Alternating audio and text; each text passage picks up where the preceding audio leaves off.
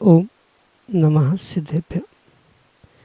कीर्त्या महत्या भुवि वर्धमानं तं वर्धमानं स्तुतिगोचरत्वं निनिसेवायं बहुमानसं च ध्यान प्रदीपन शयन प्रसन्न ध्यान प्रदीपेन सया प्रसन्न। अनंतानंत सिद्ध परमेष्टि भगवान की, देवादिदेव 1008 भगवान महावीर स्वामी की, गौतम गणधर भगवंत की, परम पूज्य आचार्य भगवंत गुरुवर विशुद्ध सागर जी मुनि महाराज की, परम पूज्य मुनि श्री सुप्रभ सागर जी महाराज की, समीचीन विकल्पों का सम्यक समाधान, सम्यक ज्ञान की वह अनूठी विधा जो आपको ले जा रही है निर्विकल्पता की ओर। और आप सभी का परम सौभाग्य है कि आपको घर बैठे ही ऐसे अलौकिक तीर्थों के दर्शन हो रहे हैं जिनके माध्यम से आप अपनी विशुद्धि को उत्तरोत्तर वृद्धिगत कर सकते हैं। क्योंकि आज का सम्यक समाधान आप देख रहे हैं, यह जल मंदिर की पावन धरा से, जहाँ पर तीर्थंकर भगवंत वर्धमान स्वामी ने अंतिम देशना प्रदान की और योग निरोध करते हुए इस जल मंदिर की पावन धरा पावापुरी से उस निर्विकल्पता को प्राप्त करते हुए अनंत सुख को प्राप्त कर लिया। तो आप भी ऐसा पुरुषार्थ करें कि आपका विकल्प इस पवित्र रजकण से स्पर्शित होते हुए परम पूज्य मुनिश्री के मुखार बिंदु से सम्यक समाधान को प्राप्त हो और आप भी उस निर्विकल्पता की ओर वृद्धिंगत हों। क्योंकि सतिशय पुण्य का उदय जब होता है तो हमें किसी निर्ग्रंथ गुरु से अपने मन के विकल्प को समाधान प्राप्त होता है।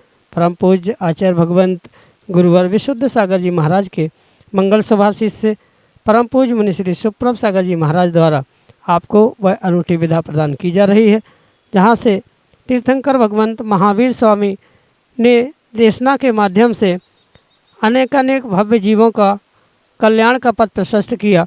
गौतम गणधर भगवंत परम उपकारी, जिन्होंने उस देशना को जन जन तक पहुँचाया, और उसी क्रम में आज परम पूज्य आचार्य भगवंत गुरुवर विशुद्ध सागर जी महाराज के मंगल शुभाशीष से उन्हीं के सहयोग से परम पूज्य मुनिश्री सुप्रभ सागर जी महाराज आपको आपके ही प्रश्न का सम्यक रूप से समाधान प्रदान कर रहे हैं।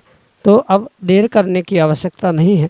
ऐसे पुण्य रज से स्पर्शित, ऐसी पुण्य बरगणाओं से स्पर्शित वह सम्यक समाधान निश्चित ही आपके लिए अंतरंग में अनूठी सुख शांति की अनुभूति कराने वाला होगा।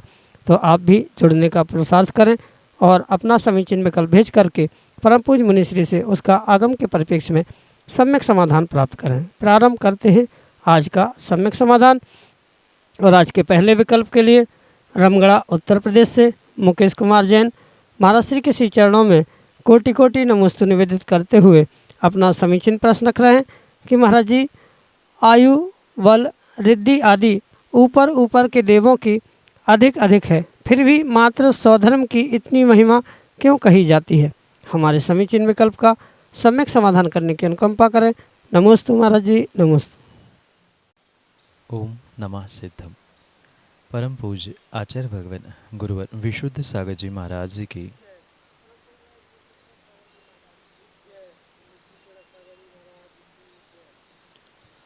जो कल्पवासी देवों की अपेक्षा से 16 स्वर्गों की या 16 कल्पों की जो व्यवस्था बताई है, जो ऊर्ध्वलोक की अपेक्षा से उस देवगति के जीवों के विषय में स्पष्ट समझने योग्य है। ऐसे स्थिति में जो अनेक प्रकार के देव और उन 16 स्वर्गों में या 16 कल्पों में जो उनकी स्थिति, प्रभाव, शरीर, परिग्रह आदि के विषय में जो विशेष व्याख्यान आगम ग्रंथों में प्राप्त होता है, उसे सभी इंद्रों के साथ साथ विशेष करके सौधर्म इंद्र की अपेक्षा से भी समझने की आवश्यकता है। क्योंकि ये स्पष्ट है कि आगे आगे के यानी जितने जितने ऊपर के स्वर्गों के, ऊपर के कल्पों के देवों की विभूतियाँ, उनकी रिद्धियाँ, उनका विशेषताओं से युक्त उनकी महिमाएं, ये विशेषताओं को प्राप्त होती है, महानता को प्राप्त होती है, ये बिल्कुल सत्य है। इसमें किसी प्रकार से कोई विकल्प नहीं है। ऊपर के जितने जितने देव हैं, उनकी ऊंचाई, उनकी कसाय, उनका सब कुछ जो पाप के लिए निमित्त बनता है, वह कम होने पर भी उनकी जो प्रभावना है या उनका जो प्रभाव है, उनकी महिमा है, वह विशेषता को प्राप्त होती है। पर चूंकि सौधर्म इंद्र तो पहले ही स्वर्ग का इंद्र है, पर फिर भी उसकी महिमा उन सब देवों से भी कदाचित कथनचित उस 33 सागर के आयु वाले उन सर्वार्थ सिद्धि के देवों से भी कई अधिक गुना उसकी महिमा गाई जाती है। उसके पीछे का मुख्य उद्देश्य यही है कि सौधर्म एक पद है। जैसे अन्य भी देवों के विषय में, उनके पदों के विषय में आता है ईशान, सानंद कुमार, माहेंद्र। ये एक परमानेंट पद है जिन पदों के निमित्त से विशेष पुण्यात्मा जीव वहाँ जन्म लेते हैं। और जैसे हमारे भारत देश में ही माना कि कोई प्रधानमंत्री है, राष्ट्रपति है, ये पद शाश्वत है और उस पर पहुंचने वाला जीव 5 वर्ष, 2 वर्ष, 10 वर्ष आदि के निमित्त से विशेषता को प्राप्त होता है। और इसी परिपेक्ष में यहाँ भी समझने की आवश्यकता है कि अनेकानेक महान विभूतियों से युक्त स्वर्गों के देव होने के बावजूद भी, क्योंकि सौधर्म एक विशेष पद है जो तीर्थंकर भगवंतों के पंच कल्याणक आदि करने के लिए सर्वे सर्वा मुखिया के रूप में स्वीकार किया जाता है। साथ में सभी स्वर्गों के इंद्रों पर अगर किसी की आज्ञा चलती है तो वह आज्ञा देने वाला यह सौधर्म इंद्र होने से ही, यह सौधर्म इंद्र एक भवावतारी होने की भी अपेक्षा से महानता को और विशेषता को प्राप्त किया जाता है। क्योंकि अन्य जितने भी देव हैं, वे सौधर्म की आज्ञा के अनुसार ही भगवान के कल्याणक या अन्य विशेष कार्यों में, शुभ क्रियाओं में पहुंचते हैं। और इस आज्ञा की अपेक्षा से, यानी आज्ञा देने की अपेक्षा से सौधर्म को महान कहा जाता है। अगर लौकिक परिप्रेक्ष्य में भी अगर देखा जाए तो यूँ तो अनेक मंत्री देश में, राष्ट्र में होते हैं, पर जो मुख्य प्रधानमंत्री की भूमिका होती है, उसकी आज्ञा चलने की अपेक्षा से वह महान और श्रेष्ठ कहलाता है। बिल्कुल ऐसे ही सौधर्म पहले स्वर्ग का इंद्र होने के बावजूद भी उसकी आज्ञा सभी इंद्रों पर चलती है, चाहे कुबेर हो, ईशान, सानंद कुमार, माहेंद्र आदि उन कल्पों के, उन विमानों के अधिपति क्यों ना हो, उन सब पर आज्ञा चलती सौधर्म की है। और उस आज्ञा चलने के कारण से ही सौधर्म की विशेष भूमिका कही। दूसरी अपेक्षा से उसका क्षायिक सम्यक दर्शन, तीसरी अपेक्षा से उसका एक भवावतारी होना, चौथी अपेक्षा से तीर्थंकर भगवंतों के पंचकल्याणक के लिए वह मुखिया होना आदि अनेक निमित्तों से वह सौधर्म नीचे यानी पहले वाले स्वर्ग पर होने पर भी वह पूर्ण रूप से महानता और विशेषता को प्राप्त स्वीकार किया जाता है। यही आपके लिए सम्यक समाधान। ऋषिनगर उज्जैन मध्य प्रदेश से प्रदीप कुमार जैन महाराज के चरणों में बारंबार नमोस्तु निवेदित करते हुए अपना समीचीन प्रश्न रख रहे हैं कि महाराज जी, जब घर में महाराज श्री के निमित्त से चौका लगता है तब श्रावक श्राविकाएं विवेक शून्य हो जाते हैं। वह एक दूसरे को धक्का भी दे देते, कहीं गिर ना जाएं हम, तो ऐसी स्थिति में हमें क्या करना चाहिए? हमारे समीचीन विकल्प का सम्यक समाधान करने की अनुकंपा करें। नमोस्तु महाराज जी, नमोस्तु। श्रावकों के लिए निर्ग्रंथों को दान देते समय जो आचार्य भगवंतों ने बताए हुए 7 गुण हैं, उन्हें समझने की और उन्हें प्राप्त करने की बहुत आवश्यकता, और मैं तो कहता हूँ वर्तमान में मात्र आवश्यकता नहीं अपितु अनिवार्यता है।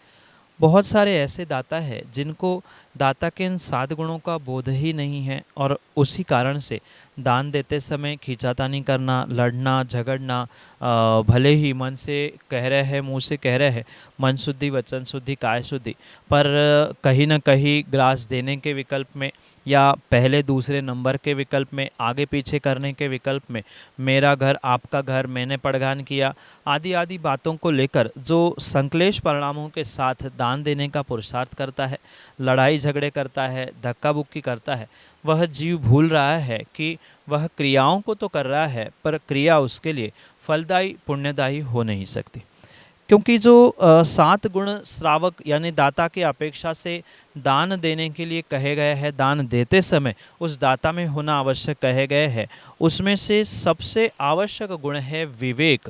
क्योंकि श्रद्धा, तुष्टि आदि गुणों के साथ आचार्यों ने एक विवेक नाम का गुण कहा है कि जब तक विवेक उस दाता के पास नहीं है कि कब कहाँ क्या करना, कैसी भावों की शुद्धि, क्रियाओं की शुद्धि होना चाहिए, ये विवेक अगर श्रावक के पास, दाता के पास नहीं है, तो किसी भी प्रकार से वह दिया हुआ दान फलदायी और मोक्षदायी हो नहीं सकता।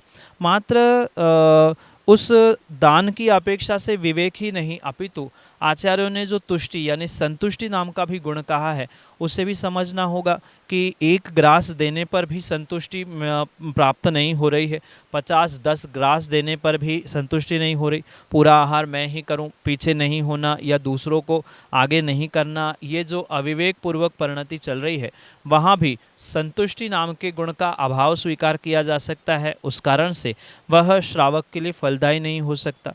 ये सोच समझकर ही विवेक पूर्वक संतुष्टि को, क्षमा को धारण करते हुए जीवों को, श्रावकों को विशेष करके अपने दाता के कर्तव्य को निभाने की आवश्यकता है। जैसे श्रावकों की नवदा भक्ति आवश्यक होती है, ऐसे ही दाता के 7 गुण परम आवश्यक होते हैं। ऐसी स्थिति में जो समझदार है, उन समझदार जीवों को अपनी समझदारी का परिचय देते हुए, चाहे पहले या बाद में विवेक पूर्वक धक्का बुक्की या किसी प्रकार की संक्लेशता से दूर होते हुए ही शांति से आहार देने का पुरुषार्थ करना होगा, तो ही वह पुण्य विशेष रूप से फलदायी होगा, मोक्षदायी होगा, अन्यथा होने वाला नहीं है। यही आपके लिए सम्यक समाधान। अनन्य गुरु भक्त सिंगई इंद्र कुमार जैन, बानपुर उत्तर प्रदेश से अगले समीचीन विकल्प के लिए। परम पूज्य गुरुदेव के सादर चरणों में त्रिवार नमोस्तु नमोस्तु नमोस्तु। हे गुरुदेव, हमारी शंका यह है कि वर्तमान के समय में कुछ लोग रमोलोए सौ साहुड़म को भूलकर एक पंथ, एक संत के राग में एक ही परिवार और समाज में विसंवाद करते हैं, जिससे हमारी समाज एवं परिवार में विघटन की स्थिति पैदा हो रही है। हे गुरुदेव, ये कहाँ तक उचित है और आने वाले समय में इसका क्या परिणाम होगा? हे गुरुदेव, हमारी शंका का सम्यक समाधान करने की कृपा करें। नमोस्तु भगवान, नमोस्तु भगवान, नमोस्तु। चाहे पंथ के राग में हो, चाहे संत के राग में हो, अगर घर में, समाज में या किसी सामाजिक स्थान में भी मनमुटाव हो रहा है, टकराव हो रहा है, या अन्य किसी कारणों से भले ही वह उद्घाटित नहीं कर पा रहा है, पर भीतर ही भीतर संक्लिष्टता को प्राप्त हो रहा है, तो ये पक्का मानना कि वह अपने सातिशय पाप कर्म को ही जीव प्राप्त कर रहा है। क्योंकि किसी प्रकार से आगम ग्रंथों में या हमारे जैन धर्म, जैन दर्शन में ये व्यवस्था किंचित भी नहीं बताई है कि पंथों को लेकर, संतों को लेकर या ग्रंथों को लेकर भी विकल्प करने की आवश्यकता है।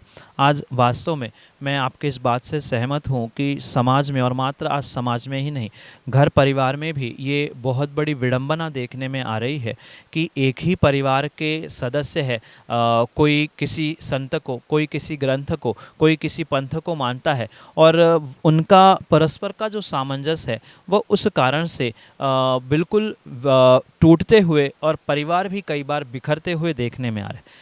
इसके पीछे ये जीवों को समझना होगा कि चाहे संत पंथ ग्रंथ आदि किसी विषयों में आपके मन में श्रद्धा उनके प्रति हो, उसमें कोई बाधा नहीं है, कोई विकल्प नहीं है।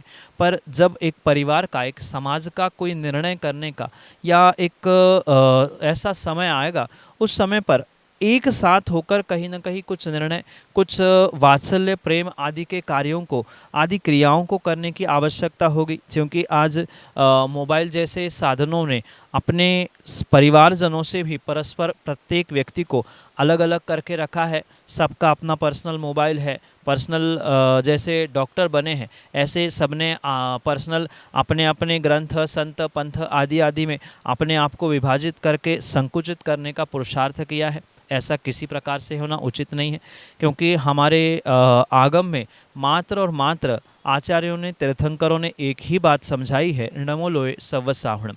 ठीक है, कोई किसी के लिए इष्ट हो सकता है, पर इष्ट होने का मतलब ये नहीं है कि दूसरे किसी के प्रति द्वेष भावना रखे। और ये ध्यान रखना, जहाँ राग भावना होती है वहाँ कहीं ना कहीं द्वेष परिणति उद्घाटित होती ही होती। इसलिए देवशास्त्र गुरु के प्रति एक अनुराग होना, सहज इष्ट का अभिप्राय होना, ये तो समझ में आता है। पर वर्तमान में देखने में आने वाली जो समाज में और परिवारों में जो लड़ाई है, ये किसी प्रकार से उचित नहीं है। और रही बात आगे की, भविष्य की, तो स्वाभाविक सी बात है, भविष्य बहुत ही खतरनाक इस कारण से देखने में आ रहा है। जैसे एक परिवार में रहते हुए भी प्रत्येक व्यक्ति का अपना अपना फैमिली डॉक्टर होता है, शायद आने वाले समय में ऐसा ना हो जाए कि हमारा फैमिली डॉक्टर और फैमिली नहीं, मेरा पर्सनल डॉक्टर जैसा भिन्न बना है, ऐसा ही कोई पर्सनल गुरु मेरा है, मेरे पिता का कोई अलग है, ऐसा अगर कार्य हो रहा है तो आगम का भी और धर्म का भी बहुत बड़ा विच्छेद होने की संभावना है। इसलिए सभी को ये ध्यान रखना होगा, इन पंथवादों में, संतवादों में या ग्रंथवादों में ना उलझते हुए नमो लोए सव्व साहुणम नमो लोए सव्व अरिहंतणम, इस विषय को समझते हुए जो वास्तविक धर्म का मूल आधार है, दया करुणा, उसे प्राप्त करने की आवश्यकता है। चाहे ये पंथ हो, चाहे ग्रंथ हो, चाहे संतों के राग में हो, किसी प्रकार से अगर जीव विपरीतता को प्राप्त करता है तो उसे ये समझना होगा, कर्मबंध उसे छोड़ने वाला नहीं है। क्योंकि कर्मबंध जहाँ है वहाँ उसका उदय दुख रूप ही होने की पूर्ण संभावना हो सकती है। इसलिए देवशास्त्र गुरु के प्रति अनुराग होना तो अच्छा है, पर राग द्वेष भाव होना, किसी पंथ के प्रति भी रुझान करते हुए दूसरों पर टीका टिप्पणी करना, दूसरों को घर में परस्पर में ही कटाक्ष करते हुए लड़ाई झगड़ा करना, ये किसी प्रकार से उचित नहीं है। इसे सोचकर समझकर ही व्यक्ति को परस्पर में, समाज, देश, राष्ट्र और परिवार में भी परस्पर में वात्सल्य और प्रेम के साथ ही रहने की आवश्यकता है। सभी साधु, सभी गुरु, सभी मंदिर, सभी आमनाएं हमारे लिए एक समान ही होनी चाहिए। और रही बात पंथों की, तो पंथ तो अभी कुछ सैकड़ों वर्ष पूर्व से ही प्रस्थापित हुए हैं। उसके पूर्व की ये पंथों की व्यवस्था नहीं है। आगम को समझे और आगम की सुक्तियों के अनुसार ही अपने जीवन में, अपने परिवार में, समाज में सुख समृद्धि लाने का प्रयास करे। अन्यथा आने वाले दिनों में बहुत बड़ी विडंबना, समाज की क्षति, परिवार के टुकड़े आदि बहुत सारे दुष्परिणाम होने की पूर्ण संभावना है। यही आपके लिए सम्यक समाधान। पा ललितपुर से शिव प्रकाश अगले समीचीन विकल्प के लिए।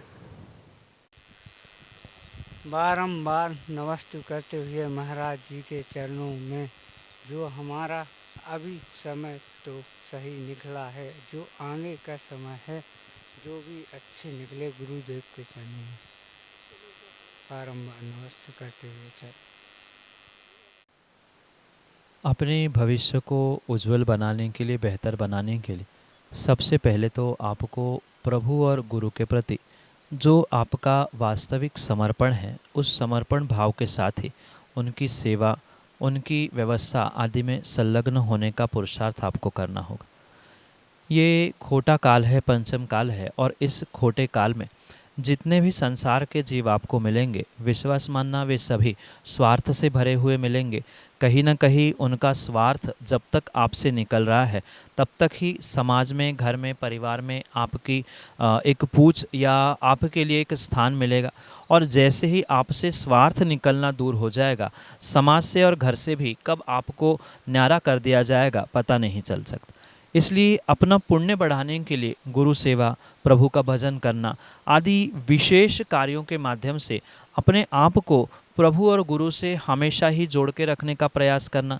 बहुत सारे जीव भी आपको मिल सकते हैं जो आपको गुरु से, प्रभु से दूर करने का प्रयास कर सकते हैं, पर ये ध्यान रखें इस खोटे पंचम काल में मात्र धन पैसा ही सब कुछ नहीं है, मान शोहरत ही सब कुछ नहीं है, अपितु अपने जीवन में धर्म, धर्मात्मा, गुरु, प्रभु आदि की सेवा करना, उनकी व्यवस्थाओं में संलग्न होना, यही एक सर्वश्रेष्ठ कार्य हो सकता है। क्योंकि आने वाले और भी खोटे काल से बचने के लिए मात्र और मात्र यही दो साधन वर्तमान में हम सभी को प्राप्त हो सकते हैं, गुरु सेवा और प्रभु भजन। क्योंकि धन संपत्ति तो सबको मिल सकती है, जैसे कहा है कि धन, दारा और संपत्ति पापी के भी घर होए, पापी को भी धन, संपत्ति, पत्नी, पुत्र आदि मिल सकते हैं, पर गुरु भजन, प्रभु भजन और गुरु सेवा हर किसी की बस की बात नहीं है। उसमें ही हम विशेषताओं को प्राप्त करते हुए निस्वार्थ सेवा करने का प्रयास करें। पक्का है जहाँ सेवा होगी वहाँ मेवा अवश्य ही मिलेगा। यही आपके लिए सम्यक समझ। मुखेड़, छिंदवाड़ा, मध्य प्रदेश से ऋषभ जैन अगले समीचीन विकल्प के लिए। नमोस्तु भगवान। भगवान, मेरा प्रश्न है कि हमने सुना है कि तीर्थंकर भगवान का पश्चिम मुष्टि के श्लोच होता है, यह कैसे होता है? कृपया सम्यक समाधान कीजिए। नमोस्तु भगवान। तीर्थंकर भगवान दीक्षा कल्याण के समय में जो पंचमुष्टि के श्लोच करते हैं वह पूर्ण रूप से उनके उत्तम सहनन के कारण ही संभव है। वर्तमान में मुनिराज अपने हाथों से, उंगलियों से एक एक, चार चार या जितने संभव है शक्ति के अनुसार बाल को खींचते हुए केसलोंच करते हैं, पर जो तीर्थंकर भगवान आदि होते हैं उनका सहज सहनन उत्तम होने के कारण से वे 5 ही बार में अपने पूरे सर के बालों को उखाड़ते। ये विशेष बात समझने योग्य आपके लिए होगी कि मात्र सर के बालों का और दाढ़ी मूछ का ही केसलोंच करने की आज्ञा आगम ग्रंथों में कही है। और चूँकि तीर्थंकर भगवान महापुरुष होते हैं और उन महापुरुषों के निमित्त से ये आगम का उल्लेख मिलता है कि उनके लिए दाढ़ी मूछ आदि नहीं होती, मात्र वे सर के ही बालों को अपने 5 बार के मुष्टि यानी 5 बार मुष्टि को बांधकर वह खींचते हैं और जितने जैसे निकल आते हैं उतना ही वह केस लोंच के रूप में स्वीकार करते हुए उनका वह कार्य, उनका वह मूल गुण पूर्णता को प्राप्त होता है। क्योंकि उनकी शक्ति भी बहुत प्रबल होती है, उत्तम सहनन होता है और एक बार में ही वे पूरी मुष्टि से ताकत से उन बालों को खींचते हैं और ऐसे 5 स्थानों पर ही वह हाथ लगाते हुए पूरे बालों का उच्चाटन करते हैं। वह उनका सामर्थ्य है, उनकी अलौकिक शक्ति है, उत्तम सहनन है।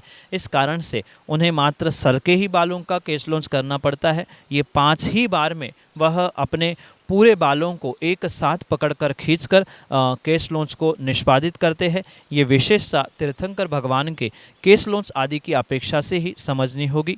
वर्तमान के सामान्य मुनिराज चूँकि सहनन का अभाव है, इसलिए शक्ति के अनुसार अपने उंगलियों का, हाथों का प्रयोग करते हुए उन केसों को लोंचने का, केसलोंच मूलगुण का पालन करने का पुरुषार्थ करते हैं। पर उनकी विशेष अलौकिक शक्ति के कारण से उनकी उस अद्भुत पंचमुष्टि केसलोंच के माध्यम से ही उनके केसलोंच रूपी मूलगुण का वे पालन करते हैं। यही आपके लिए सम्यक समाधान।